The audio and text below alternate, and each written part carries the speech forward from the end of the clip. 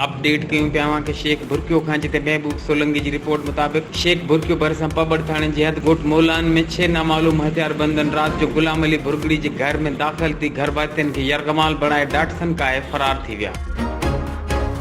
वाक़े खिलाफ़ भुरगड़ी बिरादरी पारां हैदराबाद शेख भुरकियो रोड ते टायरनि खे बाहियूं ॾेई मसलसल 5 कलाक खां रोड बंदि करे छॾियो।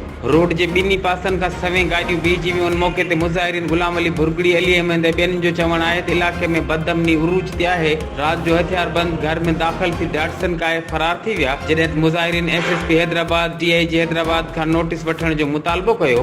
5 कलाकनि खां वठी मसलसल रोड बंदि हुअण सबबि SHO पबड़ पहुची वियो। मुज़ाहिरीन सां ॻाल्हियूं कयूं। मुज़ाहिरीन पारां एहतजाज जारी रखण जो ऐलान। वाज़े रहे त रोड मसलसल 5 कलाक बंदि हुजण सबबि मुसाफ़िर सख़्त परेशानियुनि जो शिकार। HRJDA न्यूज़ ते इन वक़्त ताईं बसि एतिरो ई।